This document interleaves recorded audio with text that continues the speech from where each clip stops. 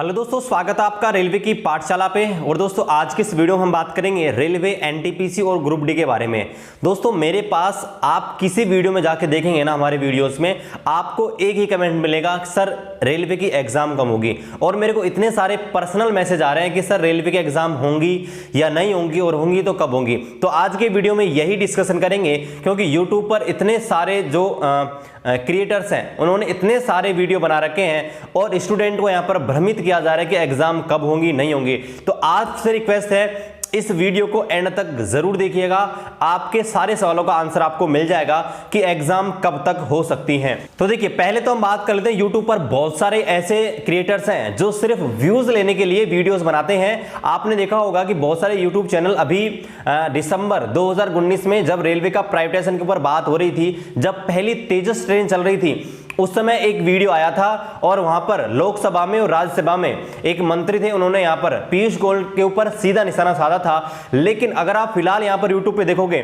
तो बहुत सारे जो आपके क्रिएटर्स हैं वो उस वीडियो को इस्तेमाल कर रहे हैं छात्रों को डराने के लिए, जबकि गाइस वो वीडियो बहुत पुराना है। आपको खुद को पता है, आप थोड़ा सा दिमाग लगाइए कि मार्च के बाद से तो जो आपके जो संसद है, जो पार्लियामेंट है, वो बंद है, वहां पर कोई सुनवाई हो ही नहीं रही है, वहां पर तो कोई आपका काम हो ही नहीं रहा है। तो वो वीडियो है ना, आप देखिए बहुत पुराना वीडियो है, सिर्फ व्यूज प्राप्त करने के लिए, प्राइवेटाइजेशन के लिए सिर्फ लोग है ना अपना जो पुराने वीडियोस हैं उनको डाल रहे हैं।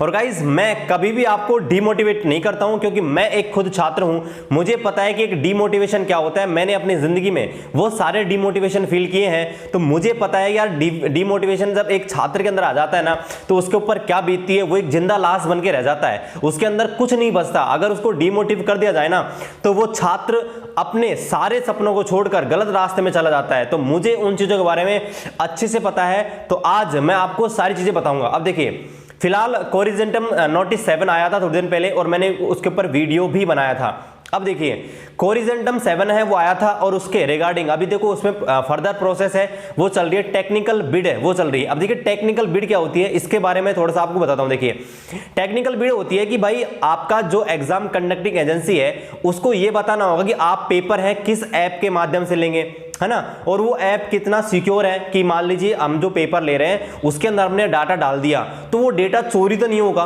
कोई उसको हैक तो नहीं कर लेगा। तो वो सारी चीजें टेक्निकल बिड के माध्यम से की जाती हैं कि भाई उसका सर्वर कैसा रहेगा, कि मान लीजिए लाखों स्टूडेंट एक साथ एग्जाम देंगे, तो क्या उनका सर्वर है वो सही है, क्या जो इतने सारे जब पेपर एक साथ खुलेंगे, बहुत सारे स्टूडेंट जब पेपर देंगे, तो उनका सर्वर उसको सहन कर पाएगा, या सर्वर ब्रेकेज तो नहीं होगा। तो ये सारी चीजें आपके जो टेक्निकल बिड होती है उसके अंदर आती हैं। अब मैं आपको बताता हूं कि एग्जाम की पॉसिबिलिटी कब है। देखिए अब देखिए पहले मैं आपको बता दूं कि भाई लेट क्यों हो रहे हैं, एग्जाम लेट होने के कारण क्या है। पहला कारण है वो ये है कि पॉलिटिक्स, यानी कि जब इलेक्शन का टाइम होता है, जो बड़े बड़े राजनेता होते हैं वो सिर्फ अपना वोट बैंक बनाने के लिए बड़ी बड़ी घोषणाएं कर देते हैं, लेकिन उनके ऊपर एक्शन नहीं लेते हैं। आपने खुद देखा होगा पीयूष गोयल ने जब 2014 के इलेक्शन थे उस टाइम पे क्या बोला, 2014 के बाद, ठीक है, जब दोबारा सरकार बनी 2019 में, तो उन्होंने क्या बोला कि हम 2020 में, ठीक है, नई वैकेंसीज और 2020-21 में नई वैकेंसीज और निकालेंगे।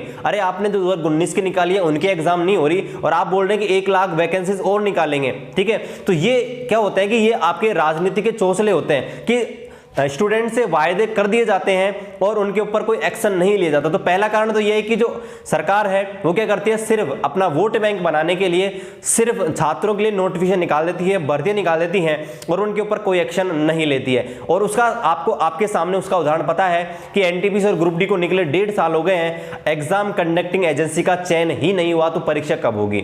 अब देखिए दूसरी बात करते हैं, भाई दूसरा कारण क्या है। दूसरा कारण है आपका कोविड। अब देखिए कोविड है या कोरोना वायरस है, उसकी वजह से भी फिलहाल है वो एग्जाम में देरी हो रही है। अब आपको पता है कि इस सिचुएशन में एग्जाम लेना थोड़ा कठिन है। आप मान के चलिए कि अक्टूबर नवंबर तक तो एसएससी ने अपना कैलेंडर वो थोड़ा किसका दिया है। आपने देखा होगा एसएससी ने अपनी नई एग्जाम डेट है वो घोषित की थी, तो उस हिसाब से आप ये लगा सकते हैं भाई अक्टूबर से पहले तो आपके एग्जाम तो कोई भी पॉसिबिलिटी है नहीं, ठीक है। एक कारण इसका और है कि अभी देखो तीसरा सबसे बड़ा कारण है ना, वो आपका है एग्जाम कंडक्टिंग एजेंसी का चयन, और इसी की वजह से एग्जाम में देरी होगी। तो अब मैं आपको बताता हूं कि भाई एग्जाम की पॉसिबिलिटी कब तक है। तो देखिए पहले बात करते हैं एग्जाम कंडक्टिंग एजेंसी की। तो देखिए एग्जाम कंडक्टिंग एजेंसी है उसका चयन अभी तक नहीं हुआ, आपको पता है, टेक्निकल बिड उसकी प्रोसेस है वो बाकी है। अब देखिए मैं मान के चल लेता हूं कि भाई सितंबर तक, ठीक है, तक जो एग्जाम कंडक्टिंग एजेंसी उसका चुनाव हो गया, ठीक है, मान लिया जाए कि जो सितंबर के एंड तक है एग्जाम कंडक्टिंग एजेंसी का चयन हो गया, उसके बाद क्या होगा। अब देखिए पहले बात करते हैं ग्रुप डी और एनटीपीसी में कौन से एग्जाम की पॉसिबिलिटी ज्यादा है। तो आपको पता है जो ग्रुप डी की वैकेंसीज हैं 2018 में आई थी, उनकी ज्वाइनिंग पूरी नहीं हुई है। लगभग 60 से 70% लोगों को ज्वाइनिंग दे दी गई है, लेकिन उनकी सीट अभी वैकेंट है, अभी तक ज्वाइनिंग नहीं दी है। तो आप ये मान के चलिए कि ग्रुप डी के एग्जाम पहले होने की संभावना कम है, जबकि एनटीपीसी की ज्यादा है, क्योंकि एनटीपीसी की पहले भर्ती 2015 में हुई थी, तो अब उसकी रिक्रूटमेंट ज्यादा है। तो देखिए एग्जाम कंडक्टिंग एजेंसी का चयन अगर सितंबर में हो गया, तो देखिए जो फॉर्म भरे हैं आपके एनटीपीसी के, उसकी स्क्रूटनी होगी। स्क्रूटनी होने में मतलब इतनी बड़ी संख्या में फॉर्म है, तो उनको देखना पड़ेगा कि भाई किसमें गलती है, किसको एक्सेप्ट किया जाए, किसको रिजेक्ट किया जाए।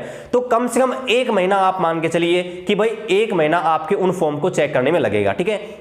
1 महीना यानी कि आपके सितंबर के बाद आगे अक्टूबर होने के बाद आपका एप्लीकेशन स्टेटस जारी किया जाएगा कि भाई किसका फॉर्म है वो रिजेक्ट हुआ है, किसका एक्सेप्ट हुआ है। उसके बाद आपको रेलवे टाइम देगी आपका जो फॉर्म है उसमें करेक्शन होने का, कि आपकी ये फोटो खराब है या सिग्नेचर गलती है, जो भी है उसको सुधारने का आपको एक टाइम दिया जाएगा रेलवे की तरफ से। तो वो भी आपके अप्रोक्स इस प्रोसेस में 1 महीना पूरा लग जाएगा। कितना आ गया, नवंबर आ गया। तो नवंबर आने के बाद फिर क्या होगा, आपकी जो एग्जाम कंडक्टिंग एजेंसी है उसको पेपर भी बनाने होंगे। अब आपको पता है कि कम से कम आपके जो एनटीपीसी एग्जाम है कम से कम 100 शिफ्टों में एग्जाम होगी, मिनिमम मान के चलिए कि 100 शिफ्टों में एग्जाम होंगी। और 100 शिफ्टों के लिए उसको एक आपके जो आपका जो CBT 1 है उसके लिए क्वेश्चन बनाने पड़ेंगे 100।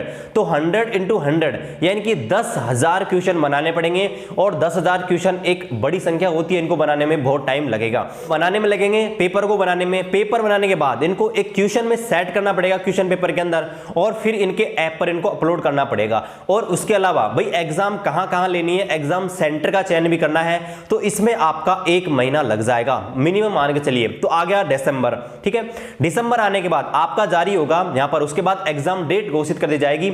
और एग्जाम डेट आपके लगभग 1 महीने पहले ही घोषित हो जाती है कि भाई इस तारीख से हम एग्जाम लेंगे। उसके बाद आपका एडमिट कार्ड आएगा और फिर आपकी जो एग्जाम है वो चालू होंगी।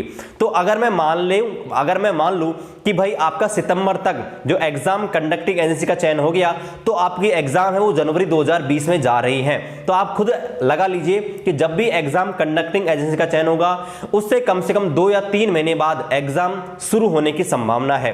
तो आई होप आपका जो डाउट है वो यहां पर क्लियर हो गया होगा। तो आपको गाइस सिर्फ यही करना है, आपकी पढ़ाई के ऊपर फोकस रखना है, ठीक है। आपको इन चीजों में ध्यान नहीं देना। यूट्यूब पर बहुत सारे क्रिएटर्स हैं, वो सिर्फ भ्रमित करने के लिए आपको अलग अलग वीडियोस दे रहे हैं। तो सच्चाई यह है, मैंने आपको वीडियो में बता दी है कि कब तक एग्जाम आपके शुरू हो सकती हैं। तो आपके पास क्या कीजिए, आप जो भी टाइम है ना उसको पढ़ने में लगाइए, ठीक है। और बिल्कुल डिमोटिव मत होइए गाइस, ये हमारा टाइम है ना, ये हमारे धैर्य का टाइम है, ये टाइम है ना, इसी टाइम में बहुत सारे लोग अपने हथियार डाल चुके हैं, पढ़ाई बंद कर चुके हैं। लेकिन यही वो टाइम है जब हम अपना जो वीकनेस है उसको दूर कर सकते हैं, अपना स्कोर अप कर सकते हैं, बढ़ा सकते हैं, जो भी हमारे अंदर कमियां हैं उनको सुधार सकते हैं और अपना स्कोर अधिक से अधिक बना सकते हैं। ये टाइम है, इसको आप इंप्लीमेंट कीजिए।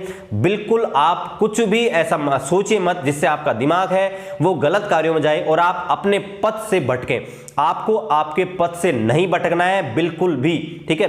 आपको आपका जो लक्ष्य है, जो टारगेट है, उसको लेके चलना है और उसके लिए हम पूरा सपोर्ट करेंगे। आपको कुछ भी समस्या होती है गाइस, मैं आपके साथ खड़ा हूं। और तो जिस दिन आप सेलेक्ट होंगे मेरे लिए उससे बड़ी खुशी कोई भी नहीं होगी। तो मेरा काम बस यही है, आपको सपोर्ट देना, आपको मोटिवेशन करना। कभी भी मैं ऐसी कोई चीज नहीं डालता जिससे आप डीमोटिवेट होते हो। तो गाइज बस आज की वीडियो में इतना ही।